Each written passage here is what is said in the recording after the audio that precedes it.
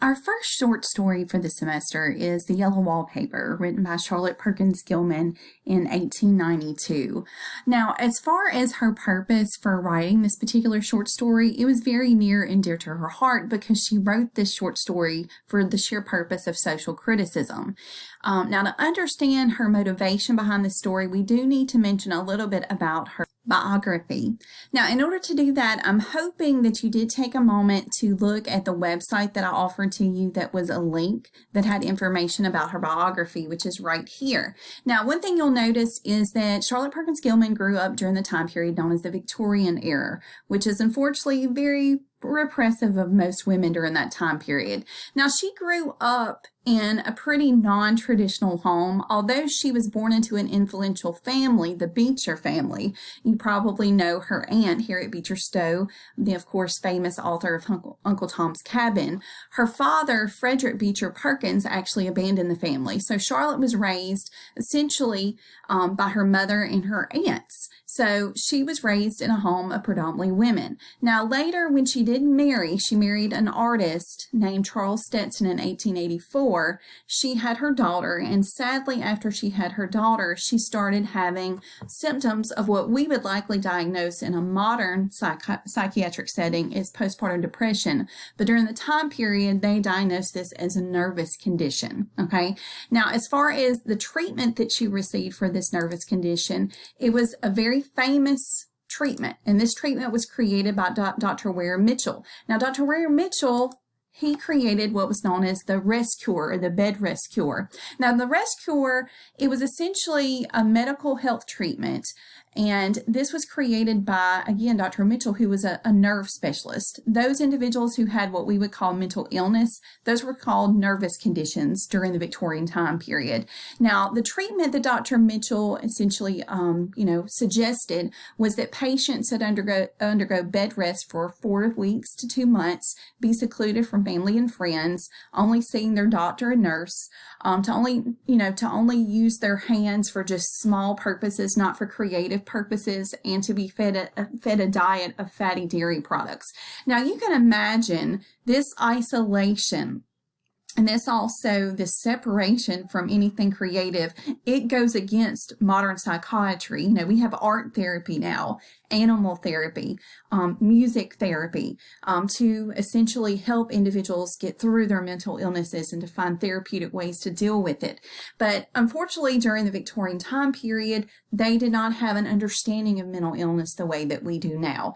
And also, there was a misunderstanding of the female physiology. Unfortunately, most of the doctors during the time period of the Victorian period, they were male doctors. Some of those male doctors did not understand the female physiology, the idea of hormones, their effect upon a woman's psyche. Now, as far as for Charlotte Perkins Gilman, after she suffered from her nervous condition, she was essentially given the treatment of the rest cure. Now, she recognized very quickly within her few months of this treatment that this treatment was more detrimental than it was positive on her. And you're going to notice these are some quotations from Charlotte Perkins Gilman about her treatment that she received based on Dr. Ware's recommendations. She says, I suffered from a severe and continuous nervous breakdown. This wise man, and notice she's being sarcastic to Dr. Mitchell here, put me to bed and applied the rest cure. I went home and obeyed those directions for some 3 months and came so near the borderline of utter mental ruin that I could see over. So Charlotte Perkins Gilman realized, as an individual, that this treatment, the bed rest cure, was not a treatment that was beneficial to its, patients. It was actually more detrimental. She saw that her psyche was almost destroyed because of it. So she saw a purpose in her ability as a writer to create a fictional work that actually made an argument against a non-fictional medical treatment that was destroying people's lives. And notice she tells us her purpose of writing this story. I sent a copy to the physician who so nearly drove me mad, meaning Dr. Mitchell. He never acknowledged it, Many years later, I was told that the great specialist had admitted to friends of his that he had altered his treatment since reading the yellow wallpaper. The story, the yellow wallpaper, was not intended to drive people crazy, but to save people from being driven crazy, and it worked. And you're going to notice when you read the yellow wallpaper, it's not necessarily an easy narrative to read. It is sometimes stream of consciousness. It is disjointed. There's times where we have our narrator, the unnamed narrator, who is writing in a journal, and we have that as her perspective. It can be confusing, again, but we're not going to have a linear, clear narrative when you have an individual losing her mental state. She has a psychotic break like you by the end of this story. So we understand the reason for this very disjointed narrative. It makes sense. And notice what, Charlotte Perkins Gilman says. She doesn't want us to be driven by this crazy narrative. She wants us to understand the purpose of it. Her purpose in writing this work was to save other patients from suffering the mistreatment that she received psychologically from having to suffer through the rest cure. Now, as far as for the story, the yellow wallpaper, I do want us to look at the reading questions as sort of a basis of our discussion. So make sure to pull those up, and hopefully you've already answered those, but we're going to be looking at these together as well to get a wider understanding and interpretation of the story. Now, before we jump into the reading questions, I do want you to always, whenever you look at a literary work, I want you to think to yourself, okay, who is the protagonist? Who is the main character in this literary work? And then who would be the antagonist or antagonist, because there can be more than one. Who is an individual or force that is antagonizing, causing dilemmas or problems for the protagonist. As far as the yellow wallpaper, most critics, and when I say critics, I'm saying literary critics, those who read and critique the literary work. Most literary critics argue that our unnamed narrator, our female narrator, she is the protagonist. Now, as far as the, antagonist, some have argued that the whole male-dominated medical community could be the antagonist. If you're looking at this as a feminist short story, that would be the case.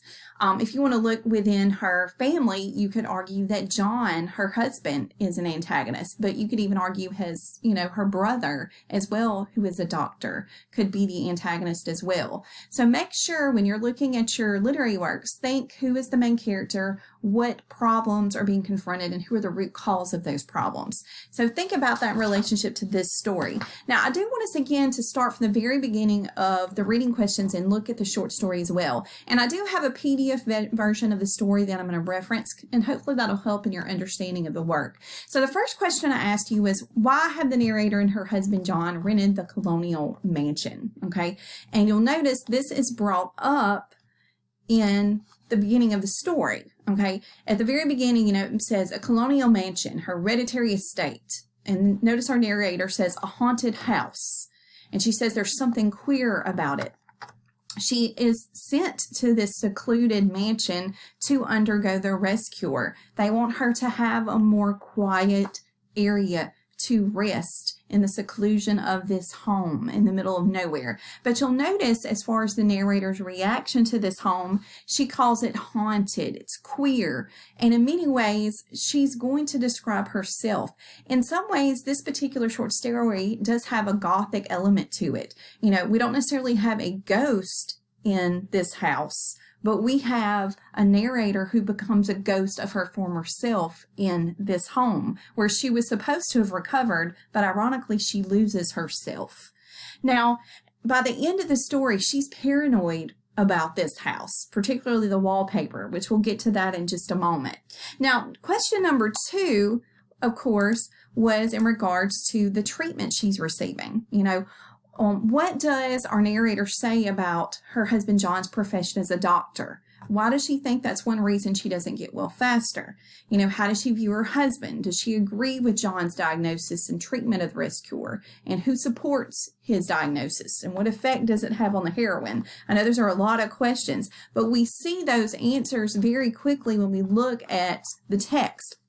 Now, we see very quickly that John, her husband, is probably the worst individual to give treatment for a mental illness. Now, This is a conflict of interest ethically because he is a family member. He should not be treating his wife, but he is in this time period. So notice what it says about John. He's practical in the extreme. He has no patience with faith, an intense horror of superstition, and he scoffs openly at talk of things not to be felt and seen and put down in figures. Now, what's scary about that is mental illness is not necessarily an illness that can be seen. And that's frightening because John has to treat something he can see. So he misunderstands mental illness at its root. And notice this shows her doubt. John is a physician, and perhaps I would not say it to a living soul, of course, but this is dead paper. And notice she's writing in her journal here. And a great relief to my mind. Perhaps that is one reason I do not get well faster. You see, he does not believe I am sick. So if her doctor, her husband, does not even believe she has an illness, how is he going to be able to help her get through this illness when there's no understanding of it? And you're going to notice there are other times when she's speaking of this doubt as well, and we'll get to those later. Now let's look at our next reading question, okay?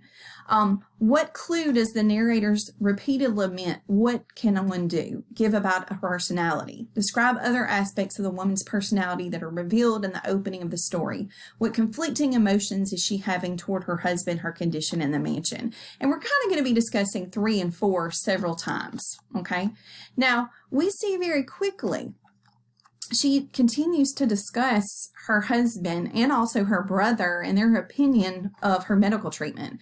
If a physician of high standing and one's own husband assures friends and relatives there is nothing really the matter with one but temporary nervous depression, a slight hysterical tendency, what is one to do? And again, she's saying, what am I supposed to do when everyone else around me thinks that my illness, my problem is this? So you can sense sort of a helplessness, but also that she gives in submissively to those around her. Now, what's interesting about the yellow wallpaper, the color yellow is a color sometimes associated with cowardice.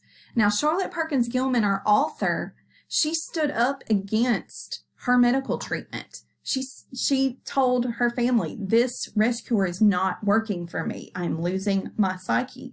But sadly, our narrator, like likely many other individuals who were given this rescuer, they do not stand up for themselves. They could be, of course, very adapted to their surroundings, their environment. Our narrator, she is, of course, a young woman in the Victorian age. During that time period, most women followed the guidance of their fathers, then their husbands, in their religious beliefs, their political beliefs, essentially in most of their behaviors and attitudes toward the world. So she is your stereotypical Victorian wife. She doesn't know what she's supposed to do. She's listening to the men around her, her husband, but also we find out in that very next section, my brother is also a physician and also of high standing, and he says the same thing.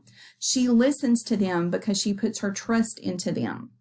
Now, notice she does not agree. She says, I do not agree with their ideas. I believe that congenial work with excitement and change would do me good. She wants to leave her room. She wants to do things creatively with her hands, particularly writing, because that's what she enjoys. And she does write in hiding. She feels like she needs the stimulus. But notice she takes their guidance instead, and sadly she's going to lose herself in the process. And she continues to talk about the house. Notice the house, she describes it initially as beautiful. It has this delicious garden. There's greenhouses. But notice greenhouses, which are supposed to be a place of growth, here at this home, they're broken. Likely they're dead, gardens there. And in many ways, that symbolizes her mental state, which sadly dies, withers, and is full of weeds from this mental illness, which is worsened by this mental health treatment. And notice it spoils my ghostliness, okay? And she feels like she's losing parts of herself in this. And you can tell she's very imaginative. She loves to look at her surroundings and find things to stimulate her because that's all she has to do. She's stuck in a room by herself. And notice her reactions to her husband. And this goes into number 3. She does get angry with her husband, John. Okay. And her husband thinks she doesn't have enough self-control. She's too creative and spontaneous. And notice this image of her wanting to go about the house to enjoy it. But instead, she's stuck in a room.